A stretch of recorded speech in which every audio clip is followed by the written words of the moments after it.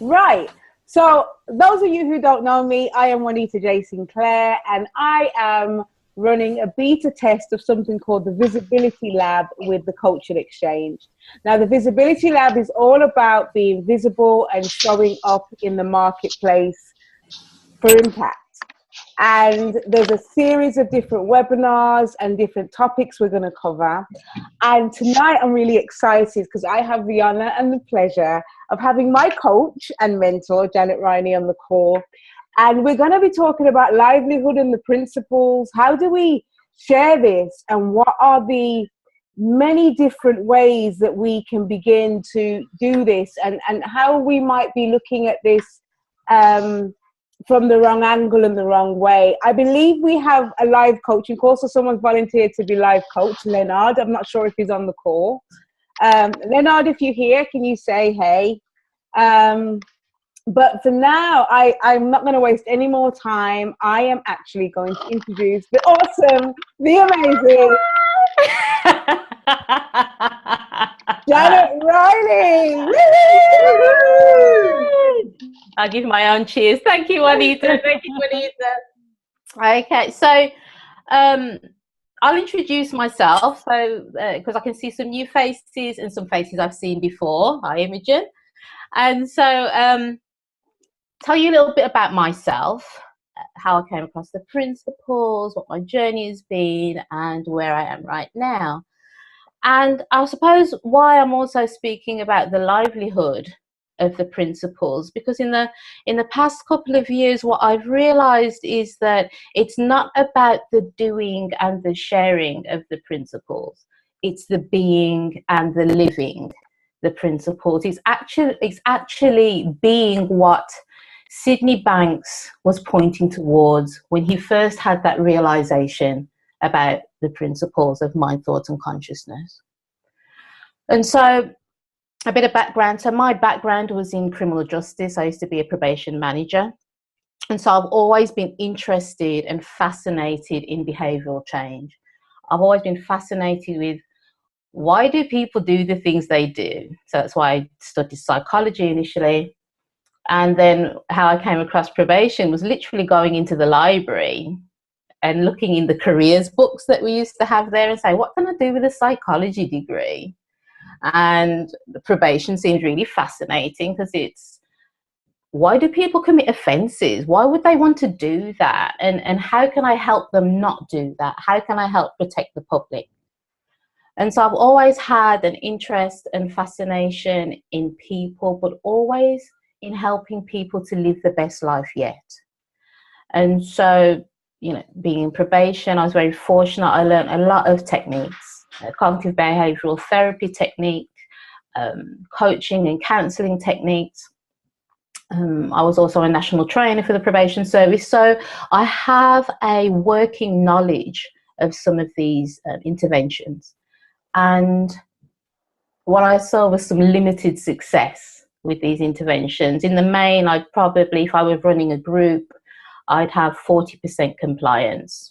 4 out of 10 people would remain for a 22-week session looking on offence-focused behaviour, which was fascinating to me because we hated the programs ourselves because it just seemed really ridiculous. But anyway, that says something about my state of mind as a facilitator going in and delivering this training. So then in 2003, I left and set up my own business because I wanted to focus on developing people as opposed to managing people and telling them what to do. And so I started on a journey of trying to learn the best techniques, which included NLP, emotional freedom technique, EFT. I have a coaching qualification. I have counseling skills, balance therapy, you name it, I've tried most of them. Because every couple of years I'd be trying to think, okay, what's the next best approach? And so I'd go on to the next thing. It wasn't until 2010 when I was training to be a master practitioner of NLP, and so I was on Jamie Smart's course. And that's when he'd first started to introduce the principles. It was then called the Inner Circle. It was very fresh. It was very new. It was very innovative. And it was like, well, I could feel something was different. It wasn't even that I heard anything. I could feel something was different from this trainer. And I was very fortunate enough to go to the very first 3 Principles conference in London. And it was the final day. And I was able to see Amy Chen Mills introduce the video that she showed of her father and the work that he had done in Modelo. If people don't know what Modelo is, it's a community initiative where Roger Mills, a doctor, and some of the community started to teach the people there about the principles. And that community had high crime rates, drug rates, domestic abuse, all of that. And within 2 years of just sharing the principles, the community transformed. 2 years, it was phenomenal. And in that moment, what came to me was, this is what I've been searching for all my life. And in the next breath and in the next moment, it was, I'm going to spend the rest of my life learning about this so I can share it with other people. Because what was different for me was all of the other approaches were techniques. This was something to be done. This was something to be practiced. Whereas the principles drew out of a person their own resilience, getting them to recognize their own resilience, their own power, find their own answers to their own problems. And that was very unique, very new, very fresh for me. And so over the past, I suppose since 2010, this is what I've been sharing and I've been teaching. I had an opportunity to go back into probation. They asked me to go back in and write innovative training programs for female offenders, which when and again, I'd left Inner Circle by now and was working with Aaron and Mara on their first program in London. And when I started delivering this training, it was, I know a lot of people talk about dropping thought. There was no need to drop anything because nothing else made sense. So if nothing else makes sense, you just don't continue doing it. So all I was doing was sharing the principles, and in that vein, we saw 100% compliance, which is something's been completely unheard of within criminal justice in a group. And one of the women in that group has actually gone on to be a peer support worker, actually working in the same probation office that she was being supervised in, which again had been unheard of. And that's because she saw something transformational within these principles. She heard something fresh and new. And so during the last 6 years, what has happened is not only have I been developing and working within the criminal justice and working with contracts there, but also working with one-to-one clients. 2 years ago, when the criminal justice contract started to dry up because commissioning changed and private companies came in, what I had to start looking at was what next? What's going to happen now? Because criminal justice, as I've known it, had changed. Commissioning had changed. It wasn't all my friends who were at the top and I could say, come on, you know I can do this work, you know me. These were people who didn't know. And the work dried up for a while. But everything that I'd been told was, well, if you have this understanding, then work will just come to you and everything will flow easily and it will just happen. And it didn't. And so what happened was that I had to take a long, hard look at what these principles actually were. Is it the principles themselves that make everything possible? Or is it understanding what it's pointing towards? The infinite intelligence, the power that is the principles, the power that we are. And in the past couple of years, what's happened is that I've stopped teaching and pointing people towards the metaphors of the principles and showing people more what they are and who they are as the principles. Because when you actually see what you are, you then realize that sometimes the questions that you're asking are problems that you've created. Because in understanding and knowing that everything's perfect, what's the issue? What's the problem? If you're looking for a solution, then it's because you've created a problem. And so this has been my journey in the last couple of years in looking at what this understanding truly is, what this understanding is truly pointing towards. What is it saying about me? And so as part of my business, what my business now, it's not just about teaching the principles, it's about being this understanding that we want to share with other people. Sydney Banks said from the outset, you can only give what you have. And at one point I thought, oh, those are the understandings that I have, those are the insights that I have, I can teach from that place. But what I'm seeing more clearly now, it's not about what I know in my head or in my heart, it's what I am. And when I share what I am, I see that reflected in another person. And so rather than drawing out a person's resilience, it's about them seeing what they are, what they truly are.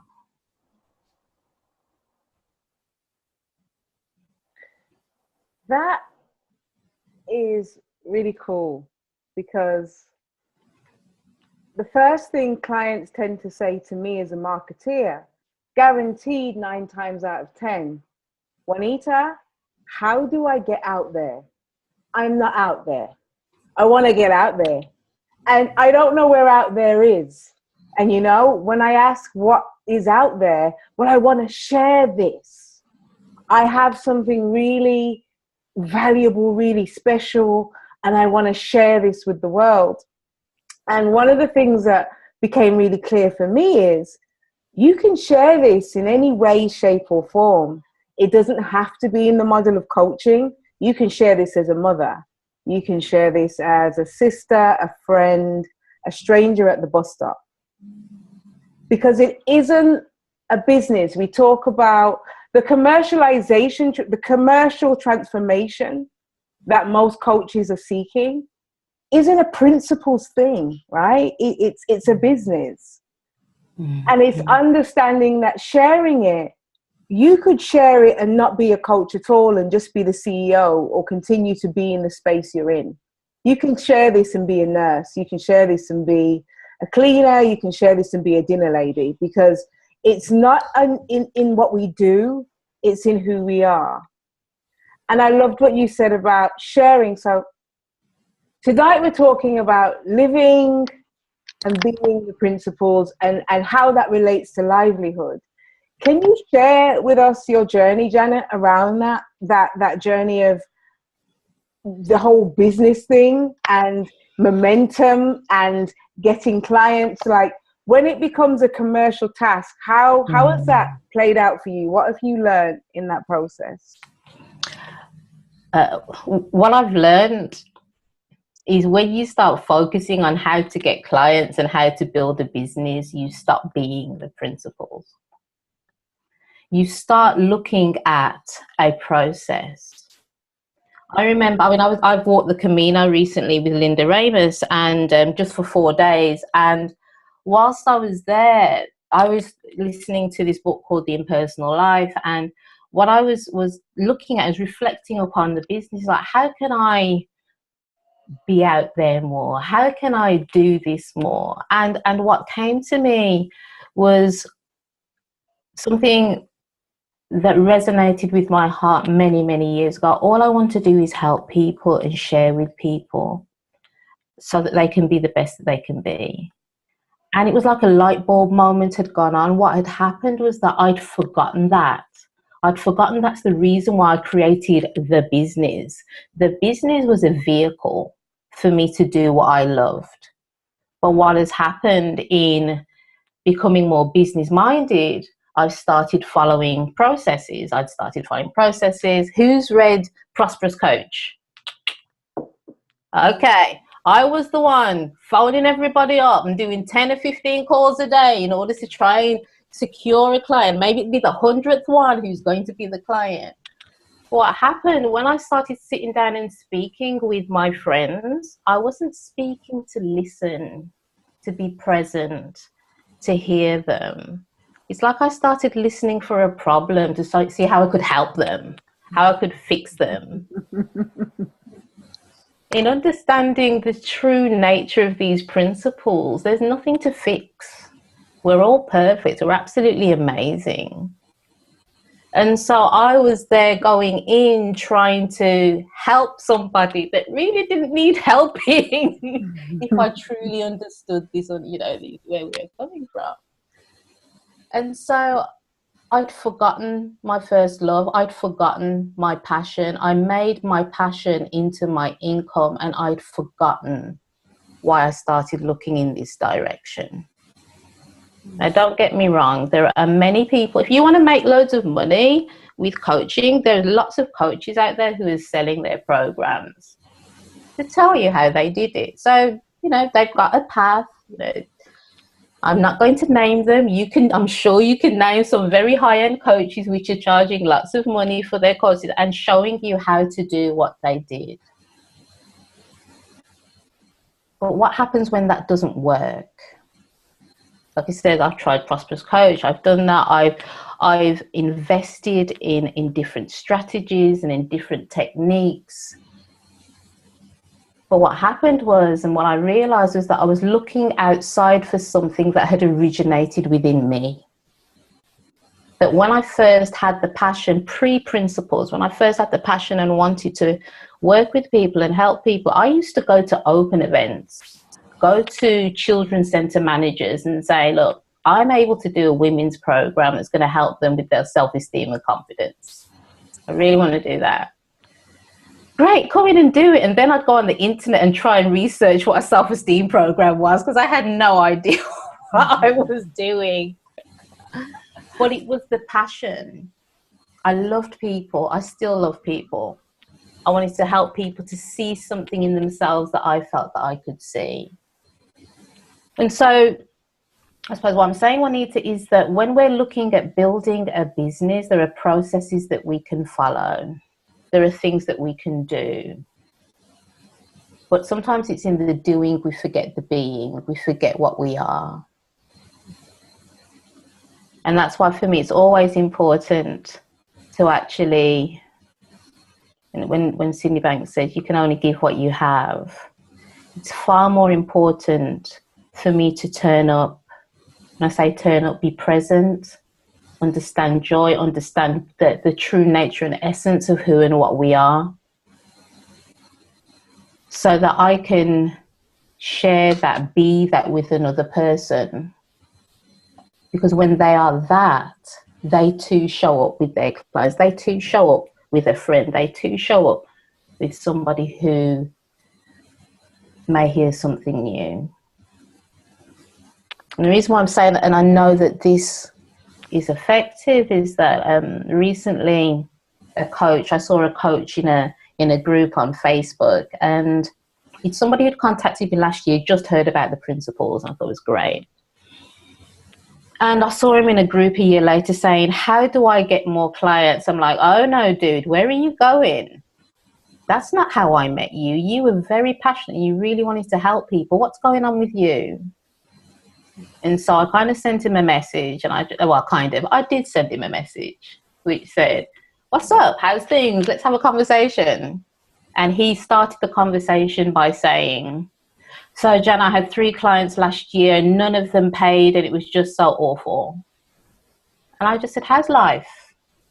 How are you? And he was just taken aback. What, aren't we here talking about my business? And I'm saying, but if you're not clear about who you are and what you are, how effective is your business going to be? And what's happened is that in the past just few weeks, I've just been turning him back to the nature and the essence of who and what he is. And as a result of that, because what's happened is, you know how we say about learning by insight, things have started to fall away for him. Therefore, he has then started, when he said he wanted to help and work with people. He's now sharing these amazing posts on Facebook, and people are responding. And when I spoke to him the following week, he said, "Gosh, Jan, I've got 3 coaching calls. I didn't even try." But what had happened was that he tapped back into what he was, that passion, that first love. And from that place, when people talk about being of service, it's not a thing to do. This is what we are.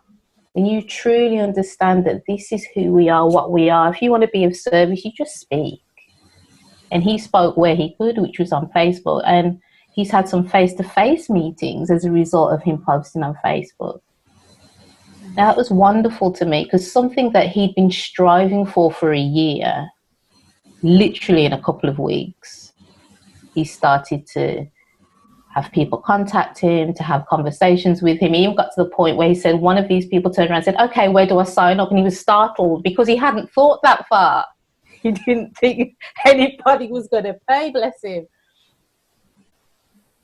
But it was that when the business strategy was out the way, when the marketing strategy was out the way, when he actually went back to understanding what these principles were actually pointing towards, experiencing that for himself, being that himself, seeing that turn up in his family, his relationship with his wife, his relationship with his son,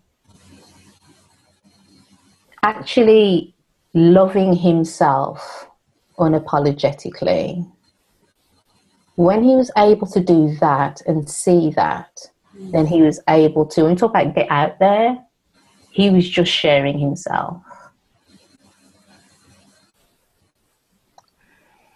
You know, what is coming to me is the essence of who we are. Because the principles are always pointing us home. Home, peace, calm, clarity, abundance, chilled out, no stress, nothing on our minds. And coming from that place allows us to impact others and help them see something for themselves. When we talk about who we are, Jan, could you expand on that a bit more? Because I'm conscious that sometimes, and I know words often fail us when it comes to describing this.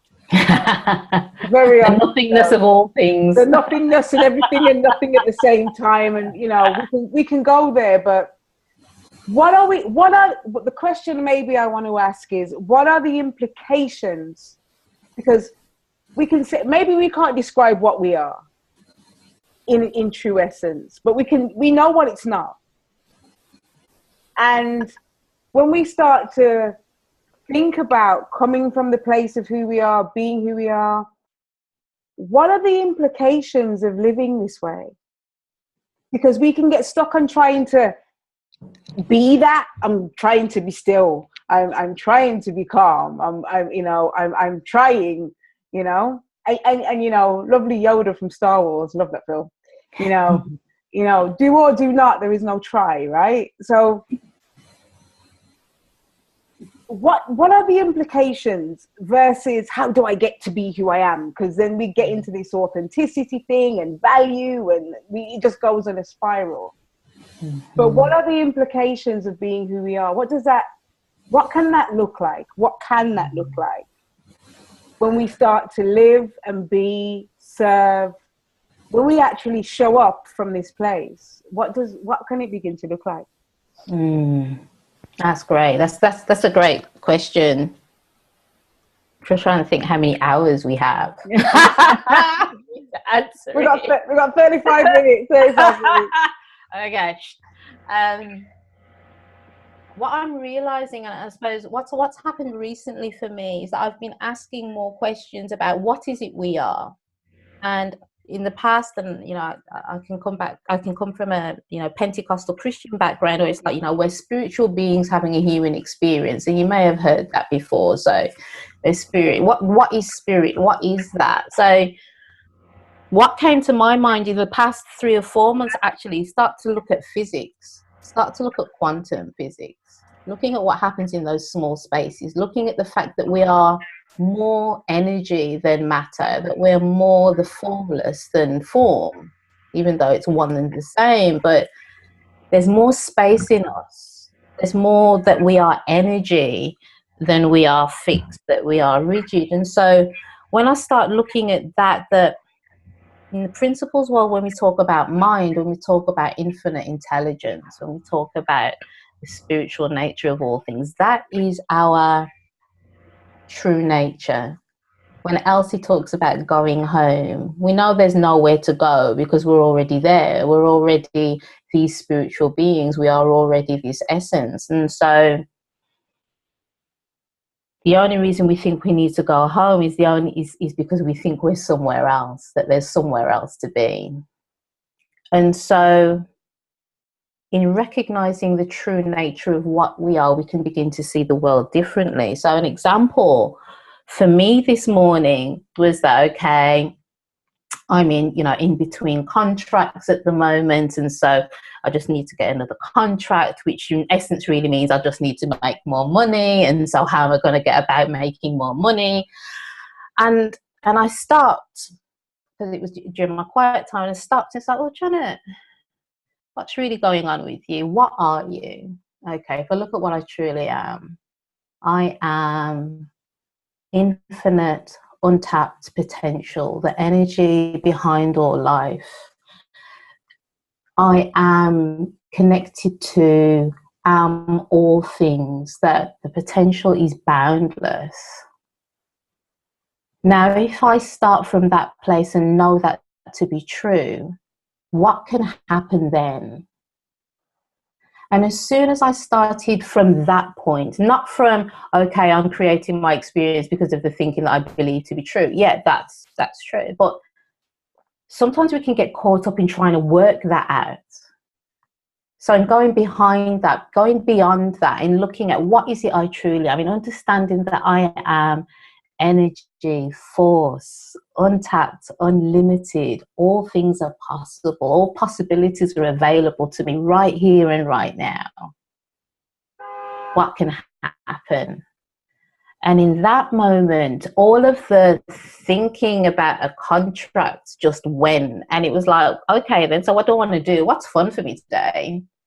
Let me make a video about how the principles can actually trap us into believing that this can only look one way. Is the principles getting in the way? That's going to be my video. Are the principles getting in the way?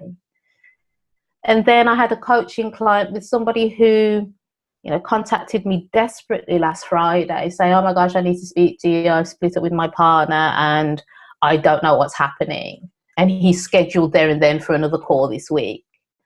And he turns up this week and it's like, I think I want to share this, Janet. This is so amazing. I've just seen things differently. I'm like, what happened there? Now I know that that's mind. I know between then and now I haven't spoken to him. We've had no contact. But he showed up as a totally different person. I had an amazing conversation with him who now wants to not only learn this for himself, but realizes that in seeing this more clearly for himself in his own life, that he's also now seeing opportunities to share it with people that he never saw before. He said, there are two people, Janet, that have asked me that they want to know more about Sydney Banks. How comes that happened? I says, well, are they new people? No, they've always been there. And I says, well, it's you. You're showing up differently. You have seen something different. And as a result of that, they now know where to come. They're asking you something.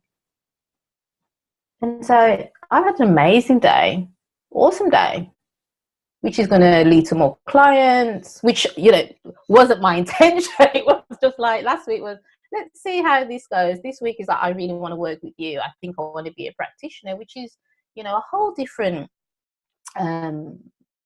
program and course and connection with him. But it always starts from understanding who and what we truly are. If he hadn't had an insight about what he was, if he hadn't had an insight about what he was doing with this amazing power that he is, if he hadn't seen that, we wouldn't have been having the conversation that we had today. And so going back to what you're saying, Juanita, about the implications of this is that in understanding and knowing who and what we are, there are far more possibilities and opportunities available to us. If we want to go down a certain route and follow a certain program, we can do that. That's cool. That's fine. And yet, there is so much more we can also explore. Like just going to a local community centre and saying, look, I just want to run a group, 6 weeks, mental health and well-being. Is anybody going to be interested? That may feel right to you. It may feel right about starting a meetup group, which I have done in the past and is now transitioning into something else, because that made sense to me.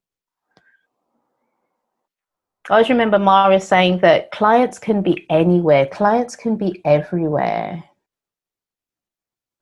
But I suppose what I'm saying is that I'm not looking for a client. I'm looking to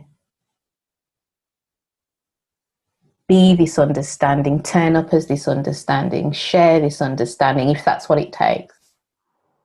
And when I'm saying about sharing, because sometimes you don't even have to open your mouth.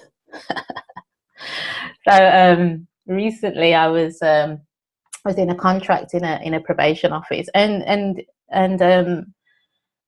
some of the probation offices, a lot of the probation offices, the staff are just really stressed. They've got high caseloads, everything's awful. And in that place, I could have had lots of things. How can I share the principles in here? You know, you have 15 minutes with an offender because the caseloads are so high. The staff don't have the time to listen to you because they're so engrossed in their own stories within their own caseloads. And so what do? I turn up. I say to the person I'm sitting next to, hi, Ellis, I love you. How are you? She's like, she told me she loves me. I do. I love everybody. And for me, being that, and I can be that because I understand and know what I am. A lot of the time, don't get me wrong, I still get lost in it. But in being that love, in being that neutral energy, in showing there are times that I get angry and upset because of the criminal justice system that we were working in, and some of the sentences that were passed just really upset me. Some people just shouldn't be in the criminal justice system. And seeing other members of staff talking about each other and choosing not to take part in that, or just having a word with the other members of staff, that wasn't me teaching the principles. That was me being what I know to be true. And in that moment, and I know as I was leaving, because I left to go walking the Camino with Linda, it's like, Janet, if you decide to stay, we'd have renewed your contract. I'm like, yeah, I know. I'm all that.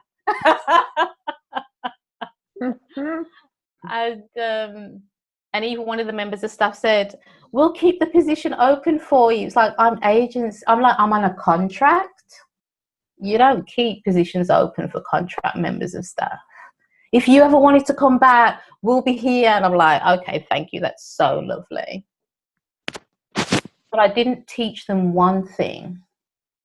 I didn't say, these are the principles, this is my thought and consciousness, this is the spiritual nature of all things. I just showed up.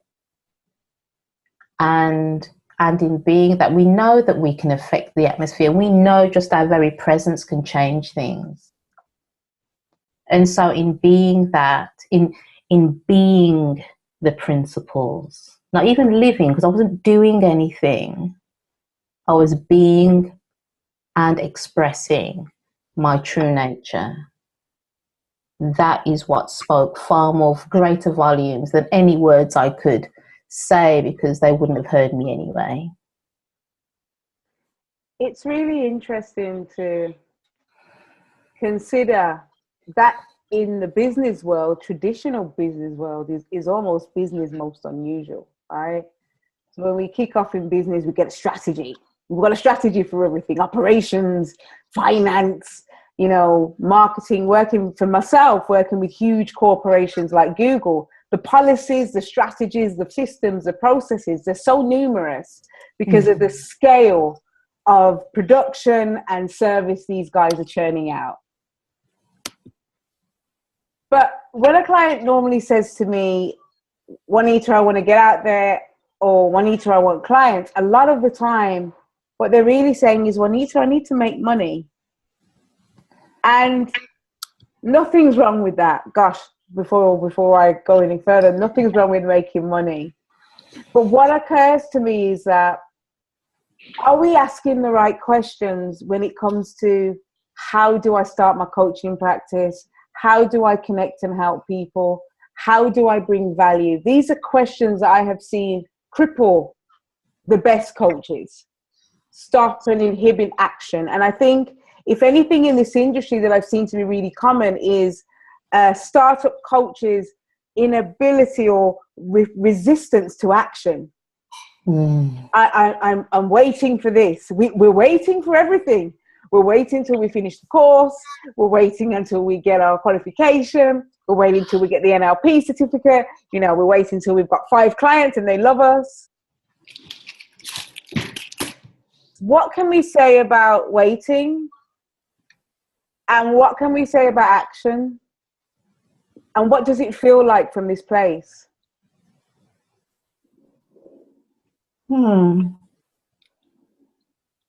With delay not being denial. It all seems really complicated, doesn't it? In as much as when you're talking about coaching, what is coaching? Why do we coach?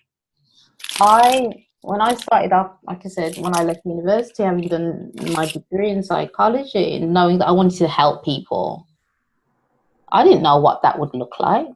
I didn't know if that was going to be coaching or get a job or what. I didn't know what that was. I just knew that I wanted to help people. So going back to what I said earlier, which is that if we think we have a problem, then we're going to go out and find a solution. And so if we're saying that we've got to wait for a coaching qualification, with this understanding of the principles, we know that everything's made up, right? We do know that. A qualification's made up, an accreditation's made up, it's all made up. Yes, I have a psychology degree and a master's in social science, which to me shows that I can retain information. I'm very good. I've got like a photographic memory, so I can remember things on pages. Does it make me effective? Do those qualifications make me effective as a coach? No. I can spout theory. I'm very good at theory, but does it make me effective? See, what people want to know is, will you make the pain go away? Can you help me make the pain go away? Now, a lot of the coaches who don't have this, clients who come to me who don't have this understanding, they're not interested in the principles. They're interested in, can you make the pain go away? Can you make this stop? Can you make me feel better? They're not interested in the principles. And so why would I shackle myself and limit myself by thinking this is the way I need to help people? This is the way in which I can, if they understand the principles, they'll be well. They're not interested. That's my interest. That's my passion. So if I want to work with people,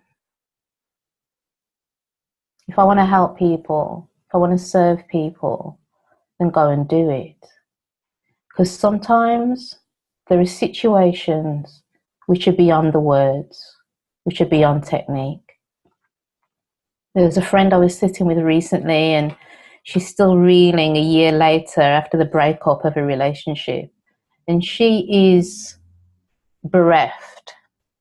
And she turned around and said, if you tell me it's a thought, I'm going to hit you. I'm like, right, that's okay. And I just sat with her. I just sat. You don't have to say anything. You don't have to be here, I said, I know. And I just sat with her. And the next time I see her, I'll probably just sit with her again. Because that's the being. That's the love that we are. That's the connection. That's something that's beyond words. And me being that in that moment probably did far more for her than any words I could say, any strategy, any technique, any accreditation. Sydney Banks always said, share what you know. Sydney Banks didn't have a degree level qualification. Sydney Banks had an awareness. Sydney Banks had an enlightened experience. Sydney Banks didn't set out to share this, to teach this. He just started talking about it because he could see that this could bring peace. And so, you know, when he first started, he thought, I'll go to the churches, because the church would then go to, you know, the Roman Catholic Church will then go to Rome and go to the Vatican, and then everybody will know about it. He really thought it would be that simple. That didn't happen. Then he thought, okay, I'm going to go to the universities, I'm going to speak to the lecturers, and then they'll spread it through education. And that didn't happen. So what happened was, I think, from what I understand, what I heard, he put an advert in the newspaper, enlightened person seeking students. And people started coming. And he started talking. And it was when it was George Pransky's business partner at the time who went up to Salt Spring, because he'd heard there's a person that's up there, there's an enlightened man up there who's making huge transformation with people. Sydney Banks was just talking. He didn't feel, I've got to get out, you know, I've got to share this, I've got to, you know, didn't make it into a business model. He just sat in his lounge and spoke about it. He sat on the beach and spoke about it. He went to, because I've been over to Salt Spring and met some of those first generation people, and they said there were times that it felt like church to them because of the feeling that was with them. 30, 40 years on, we're still talking about some of the, you know, the insight that this, you know, secondary school level education man had. He didn't have a strategy. He didn't have a business plan. He just started talking about it. Now, it may seem, and don't get me wrong, in the past I could look at that and think, oh, okay, that was then and this is now. And he had Sydney, and he had like George Pransky and everybody else to help. But his heart and his passion was about alleviating pain, distress. That was his heart. And from there, it started to spread, start to share. What I love about Sydney Banks and what he brought to the world was that he showed that in any moment, anybody could have this. In any moment, we can make a change. In any moment, we make a difference. If we're looking at it in a certain way, if we're looking for it to present itself in a certain way, we could just miss it.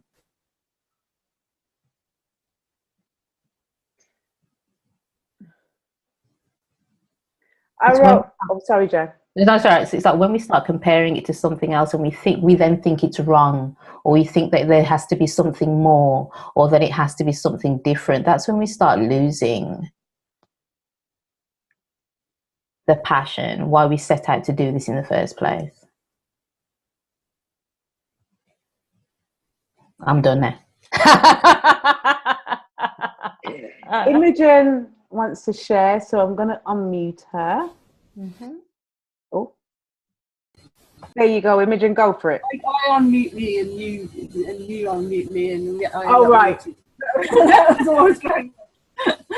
So, and I suppose one of the things that comes out at is the whole practitioner obsession with, am I grounded enough?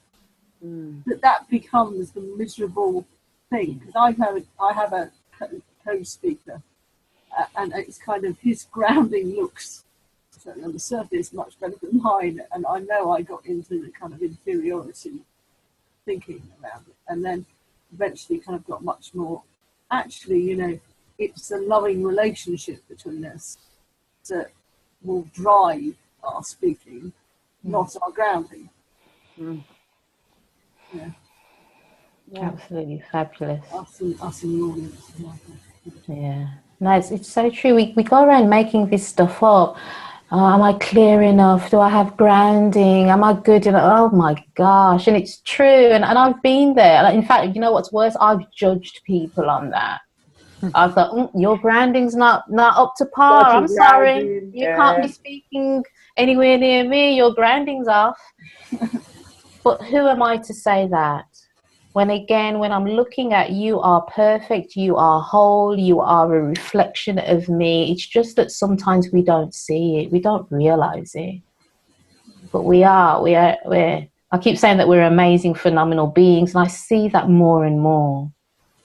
And so whoever wanted to share what was on their heart, as long as it comes from a place of that, I say a place of love, of truth, of passion, how can that be wrong? We want to connect with another person. How can that be wrong? So yeah, I'm far less about the what does this look like and more about the what am I, how am I, understanding that true nature and essence of myself. Because when you can see that, sometimes it doesn't matter what you say. Like I said, it doesn't matter what you say because you're coming from a place of truth. When you want to connect with people, people want to be around you. So it's letting go of the principles looks like this, grounding feels like this, because we're only ever feeling our thinking 100% of the time. And we're always being told not to trust our thinking. So why am I trusting the feeling? That doesn't make any sense. Our feelings are just indicators of what's going on in our heads. If I want to put a meaning around it, then that's my own personal thing. But it's seeing this clearly. It's seeing this clearly. It's understanding that true heart and nature and essence of who and what we are. And when you experience that, everything then becomes far more clear. Whether you want to be a coach, whether you don't need to share this at all. If you look at a lot of the first generation teachers of the principles, to my knowledge, it's only George Pransky's children that are sharing this. Sid's got kids, Chip and Jan, Chipman have got kids, Elsie's got kids, they've all got children, but they're not sharing it. But what you do see, and I love with Dickon, is Dickon and Coisy always post the pictures of their children. Their son's a chef, their daughter runs triathlons, or she's like me into fitness, and they're just all living their life. That's what Sid said, just go and live your life. Go do that.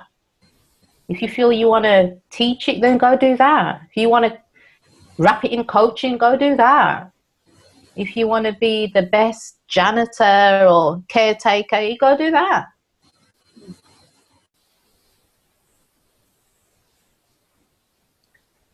I guess what you're saying, Jan, is that the possibilities of sharing this are absolutely endless. Yeah. Again, how do we define sharing? You don't even want to get me into this. I've started listening so much more clearly to things. I'm like, what, sharing? Do I turn up to a party and just be myself in that moment? Am I sharing? Am I being? What is that? Do we want to teach?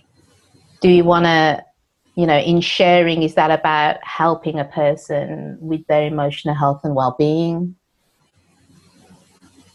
What are we, for what purpose are we sharing? And again, is it just to help a person with their well-being, or is it about being paid for a service?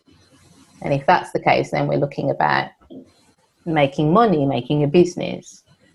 So again, going back to being clear about what it is when we're sharing, let's be clear about why we're sharing. If you just want to help them, go out and speak to anybody. If you want to make money, then that's why then it can feel and look different.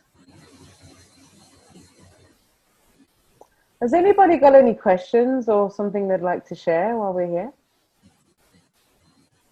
No? I can't see any right now. So, oh, Jill.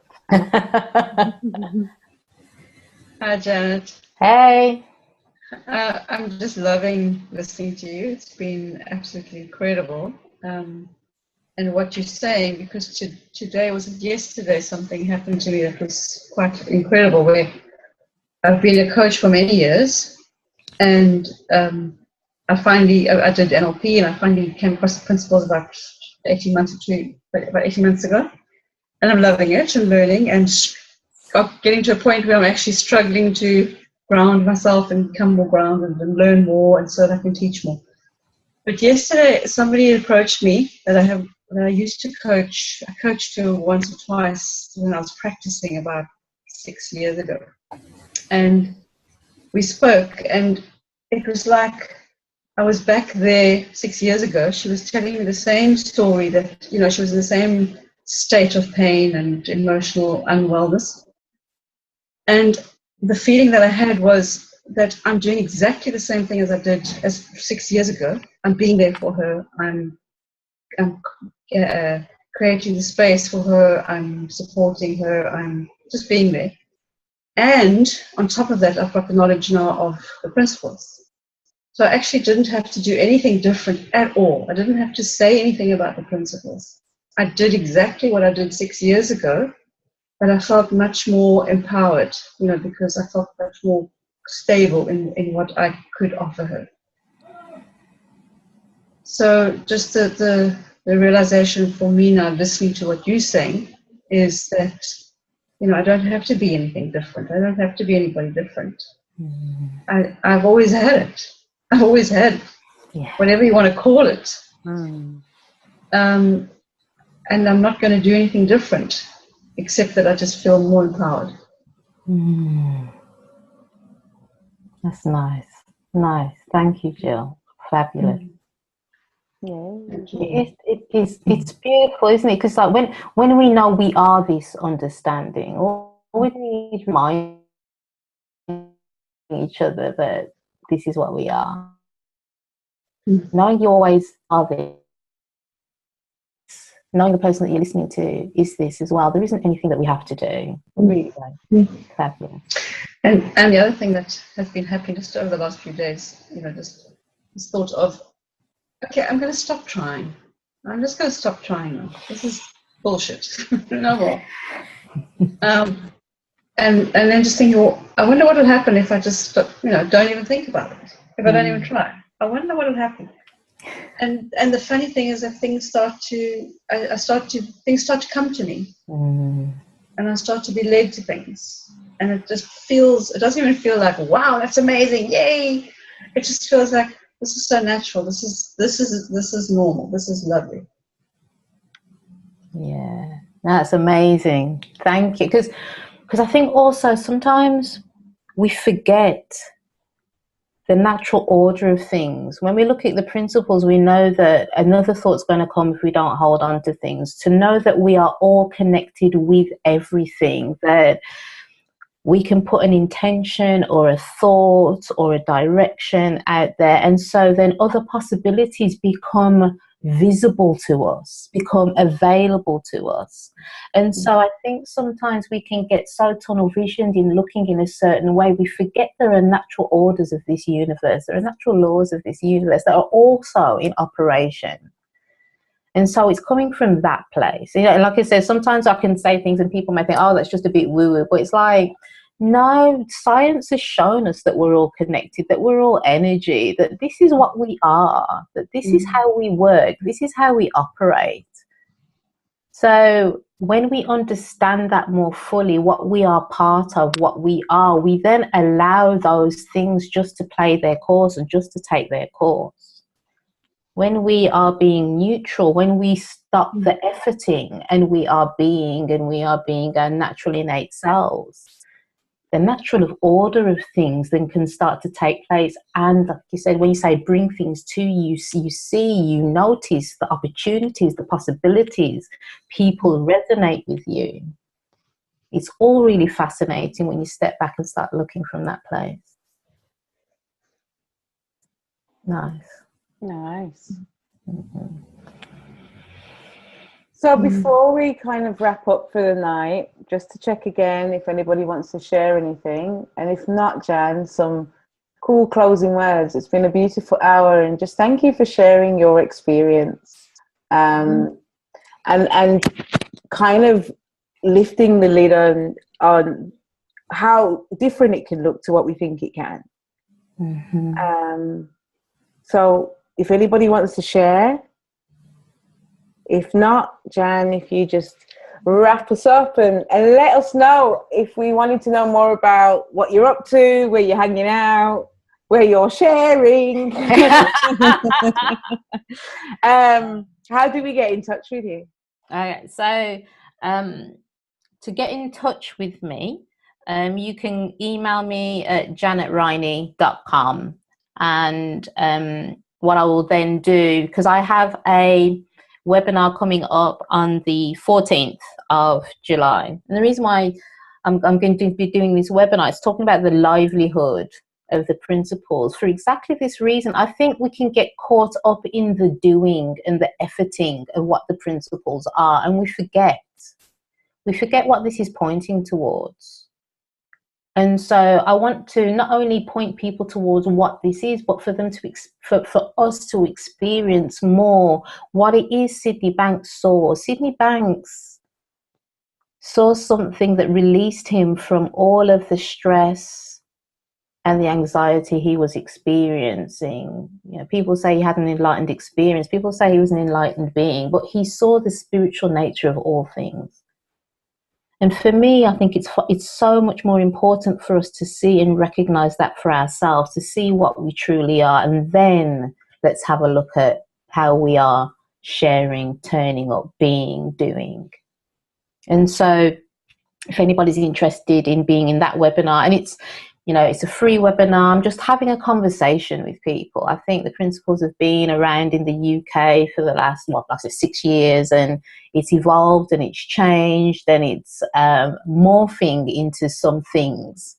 And sometimes it's just about, let's have a conversation about that and see where we are, see how we can support each other, see how we can be more clear, see how we can experience that true nature we are, so that we can all experience more peace within ourselves before we're trying to help others to experience peace in their lives. Now, good news is what we're looking for, we already are. I think that is amazing news. And sometimes, especially me, forgets that. Especially you. Especially me, the ungrounded one. Yeah. But we forget that we're looking for this diamond necklace of hope, and we've already got it around our neck. It's a Rhynie quote. I searched and searched and looked for my diamond necklace, and then I realized I was wearing it around my neck all the time. And the beautiful thing about this understanding is there's always possibility in anger, in pain, in joy, in anything, and we are it. So that is something to really celebrate and let other people know, hey, nothing to add to, nothing to fix, there's nothing wrong with you. And I think I'm going to have a party about that this evening, so thank you, Janet. Thank you. Nice. Thank you, Janet. I think that's something for me to celebrate, that I am it. And somehow that sounds new to me again. So Janet, as my mentor and my coach, I love you so much. But thank you so much for hanging out with us for an hour and pointing us back to ourselves and what we're really all in this for. you know. Yeah, well, it's truly been a pleasure. Like I said, I'm doing the things that I enjoy and that I love, and speaking with you guys and hanging out with you guys and hearing your comments has been a joy. So thank you.